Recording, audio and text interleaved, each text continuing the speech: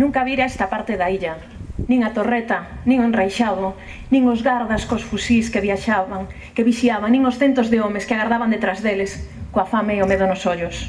Desde a nosa casa só se vían unhas poucas árbores e a ponte, máis nada. As cousas non sempre son como parecen. Un dos gardas falou con mamá, pediulle a documentación e colleu a roupa limpa e empanada. Espero que non quede con ela o cabrón, dixo mamá entre dentes e colleume da man. Sentamos nunha pedra do peirao, vendo como Xulio e a nai falaban a través do enreixado cun home fraco.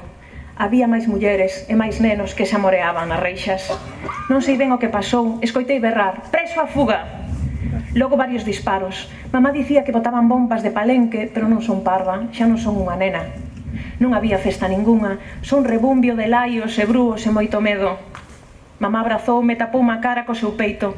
Non puiden ver máis nada, pero recoñecín a voz de Xulio chorando. Papá, papá, volve connos para casa, non quero que morras.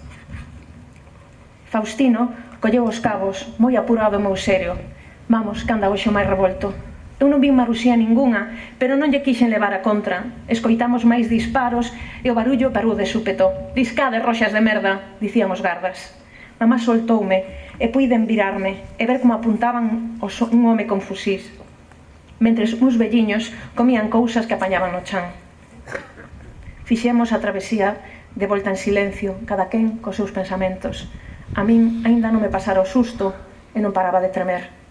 Non entendín nada do que ali sucedeu, ni nada entendo desta guerra estúpida.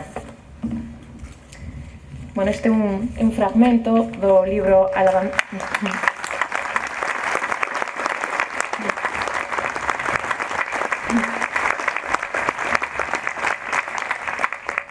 A lavandeira de San Simón, un libro que inaugura unha colección que tiña moita gana de que saíra, que chama Pequena Memoria, de Xerais, e conta a historia negra desta illa desde a ollada de dous nenos, Teresa e Xulio. Teresa era filla de Ramona Monera, unha das tantas lavandeiras ou madriñas que formaron parte desa rede de axuda aos presos deste campo de concentración. Mulleres que fixeron dun acto cotiá, aparentemente inocente como lavar a roupa, un auténtico símbolo de rebeldía, de disidencia e de resistencia.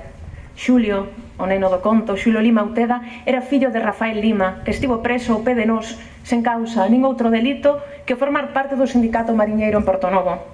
A súa muller, Peregrina Uteda, viña no camión do peixe desde Portonovo ata Cesantes, con Xulio da man.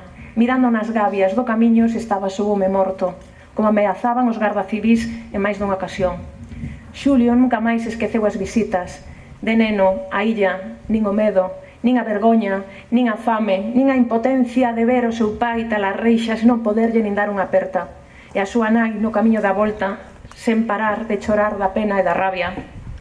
Rafael de San Simón foi á prisión de Vigo e despois volveu a Portonovo.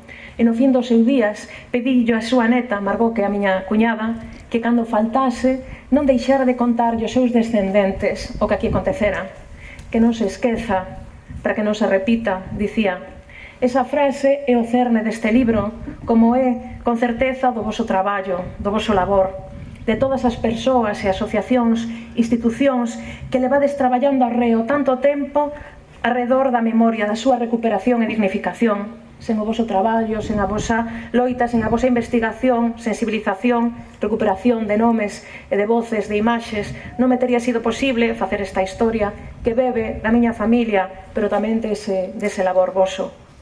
Eu quixen poñer no voso traballo, na vosa loita, na nosa loita, un gran area escribindo desde a ollada das mulleres e das crianzas, vítimas silenciosas e silenciadas de todas as guerras e de todas as dictaduras. Desde a súa ollada, mais tamén para eles e para elas, para a rapazada e a mocidade. A memoria precisa de se achegar tamén aos cativos e cativas que apenas coñecen a nosa historia, a súa propia historia.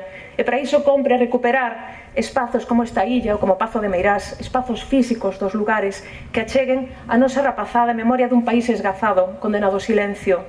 Que estes espazos sirvan tamén para falar das outras voces, das que nunca aparecen nas súas aulas, nin nos libros, a das mulleres, a das crianzas, pero tamén outras voces, a da memoria diversa, a do colectivo LGTB represaliado no franquismo e aínda na actualidade, a das persoas que se atreveron a sentir e a ser fora dos marcos e parámetros establecidos, contra ese país este país en branco negro, o noso orgullo de todas as cores do arco da vella. Hoxe, máis ca nunca, compre lembrarmos nós, pero tamén lembrarlle a mocidade, as vidas que custaron chegar á liberdade que hoxe, quen sabe atacando, podemos gozar. O moito que custou conquistalas e o pouco que pode custar perdelas contra o odio de algúns, e lembremos que non son casos illados, teñen deputados, ocupan espazos públicos, postos públicos, seguen espallando contra ese odio a memoria, a dignidade, orgullo, a resistencia como vacina para a ignorancia, a mentira e o esquecemento que nos queren impoñer. Ocupemos os espazos, as sillas, as bibliotecas, os pazos, as aulas, os fogares, as vilas, as cidades, contra a desmemoria, contra a violencia, contra a impunidade. Fascismo, nunca máis.